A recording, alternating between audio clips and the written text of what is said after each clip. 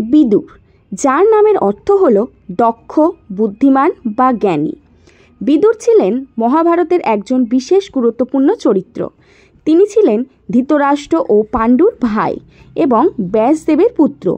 বিদুর ধৃতরাষ্ট্রের রাজত্বকালে একজন প্রভাবশালী মন্ত্রীরূপে ছিলেন। তিনি ছিলেন জ্ঞানী, ধর্মপরায়ণ এবং ন্যায়পরায়ণ। আজ আমি আপনাদের সামনে তুলে ধরব মন্ত্রী বিদুরের জীবন কাহিনী। নমস্কার, মহাত্মা কথা চ্যানেলে আপনাদের স্বাগত।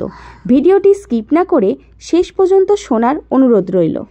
অনিমাণ্ডব্য ঋষিকে অযৌক্তিক কারণে শুলে চড়ানোর শাস্তি দেওয়ার কারণে তিনি যমরাজকে অভিশাপ দেন যে তাকে মানবীর গর্ভে জন্মগ্রহণ করতে হবে।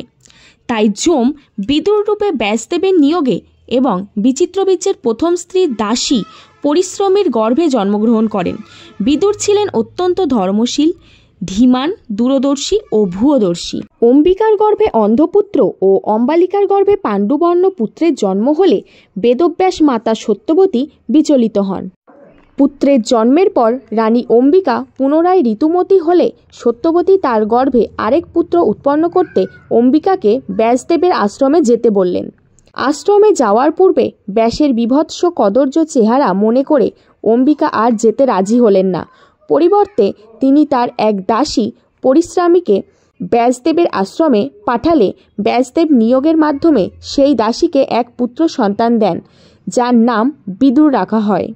ভীষ্ম বিদুরকে সন্তানের মতো করে প্রতিপালিত করেন। ভীষ্মের তত্ত্বাবধানে তিনি ধনুর্বেদ, গজশিক্ষা, নীতিশাস্ত্র, ইতিহাস, পুরাণ প্রভৃতিতে শিক্ষিত হয়ে উঠেছিলেন। ব্রাহ্মণের ঔরসের শূদ্র জননীর গর্ভে জন্মেছিলেন বলে রাজ্যে তার কোনো অধিকার ছিল না। এরপর ধৃতরাষ্ট্র, পাণ্ডু ও বিদুর রাজ্য শাসনের উপযুক্ত হলে বিদুরকে দেওয়া হয় মহামন্ত্রীর পদ এবং পাণ্ডুকে করা হয় প্রধান সেনাপতি। এরপর ধৃতরাষ্ট্রকে রাজা ঘোষণা করলে বিদুর তাতে বাধা দেন এবং বলেন যে এক জন্মগত অন্ধ ব্যক্তি কখনো রাজা হতে পারেন না। এই কথায় সভাসদেরা সম্মতি জানালে পাণ্ডুকে সিংহাসনে বসানো হয়। কিন্তু কিছু বছর পর ঋষি কিন্দমের অভিশাপে পাণ্ডুর মৃত্যু হলে ধৃতরাষ্ট্রকে কার্যকারী রাজা হিসেবে সিংহাসনে বসানো হয়। বিদুর ধৃতরাষ্ট্রের মহামন্ত্রী ছিলেন। তিনি ধৃতরাষ্ট্রের অধর্মকে কখনো প্রশ্রয় দেননি। দুর্যোধনের জন্মের সময় দুর্লক্ষণ দেখে ইনি ধৃতরাষ্ট্রকে এই সন্তান পরিত্যাগ করতে বলেছিলেন। এই উপদেশ ধৃতরাষ্ট্র কান দেননি। বিদুর মিথিলার রাজা সুদেবের শূদ্রা স্ত্রীর গর্ভজাত কন্যা সুলাভাকে বিয়ে করেন। সুলাভা পরাশরী নামেও পরিচিত। এনাদের 12 জন পুত্র ছিল। বিদুর পাণ্ডুপুত্রদের প্রতি সদয় ছিলেন। তার সহায়তাতেই লাক্ষাগৃহ ষড়যন্ত্র থেকে পাণ্ডবেরা রক্ষা পেয়েছিলেন। ধৃতরাষ্ট্র ইন্দ্রপ্রস্থ থেকে দ্রৌপদী সহ পঞ্চপাণ্ডবকে হস্তিনাপুরে আনার জন্য বিদুরকে প্রেরণ করেছিলেন। যুধিষ্ঠিরের সাথে শকুনির পাশা খেলাকে স্থগিত রাখার জন্য বিদুর দুর্যোধনকে পরামর্শ দিয়েছিলেন, কিন্তু দুর্যোধন সে কথায় কর্ণপাত করেননি। দ্রৌপদীর বস্ত্রহরণকালে বিদুরকে সর্বাপেক্ষা বিচলিত দেখা যায়। তিনি মৌখিকভাবে এই কাজে বাধা দেওয়ার প্রবল চেষ্টা করলেও ব্যর্থ হন। পরে বিদুরের পরামর্শেই ধৃতরাষ্ট্র এই বিবাদ মিটিয়েছেন। পাণ্ডবেরা বনবাসে গেলে ধৃতরাষ্ট্র ভয়ে বিদুরের কাছে পরামর্শ প্রার্থনা করলে তিনি পাণ্ডবদের কাছে ক্ষমা প্রার্থনা করতে বলেন। অবশ্যই বিদুরের সেই পরামর্শ ধৃতরাষ্ট্র শেষ পর্যন্ত গ্রহণ করেননি, বরং বিদুরকে রাজ্য ছেড়ে পাণ্ডবদের কাছে চলে যেতে বলেন। বিদুর তখন মনের দুঃখে রাজ্য ছেড়ে পাণ্ডবদের কাছে চলে যান। পরে ভীষ্মের কথায় ধৃতরাষ্ট্র সঞ্জয়কে পাঠিয়ে বিদুরকে রাজ্যে ফিরিয়ে আনেন। কুরুক্ষেত্রের যুদ্ধের পূর্বে ধৃতরাষ্ট্রকে বিভিন্নভাবে যুদ্ধ করার সংকল্প থেকে বিরত থাকতে পরামর্শ দিয়েছেন। কুরুক্ষেত্রের যুদ্ধের পর তিনি 15 বছর ধৃতরাষ্ট্রের সাথে পাণ্ডবদের আশ্রয়ে বসবাস করেছেন। যুধিষ্ঠির তাকে কনিষ্ঠ পিতা, আবার কখনো কর্তা বলেও সম্বোধন করেছেন। যেহেতু বিদুর স্বয়ং শাপপ্রাপ্ত ধর্মরাজ, আবার যুধিষ্ঠির নিজেও ধর্মপুত্র, অনেক মহাভারত বিশেষজ্ঞ বিদুরকে যুধিষ্ঠিরের পিতা বলেছেন। বিদুর শ্রীকৃষ্ণের এক বড় ভক্ত ছিলেন।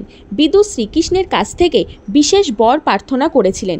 কুরুক্ষেত্রের যুদ্ধের মতো বড় সংঘর্ষ বিদুর মন থেকে মেনে নিতে পারেননি। সে কারণেই তিনি মনোকষ্টে ভুগছিলেন। তিনি কখনোই চাননি তার দেহের কোনো অংশ এই অন্ধকার বিশ্বে পড়ে থাকুক। তাই তিনি চেয়েছিলেন তার মৃত্যুর পর তার দেহকে সৎকার বা অন্য কোনো ক্রিয়া না করে ভগবানের সুদর্শন চক্রের মধ্যে সমাহিত করে নেওয়া হোক।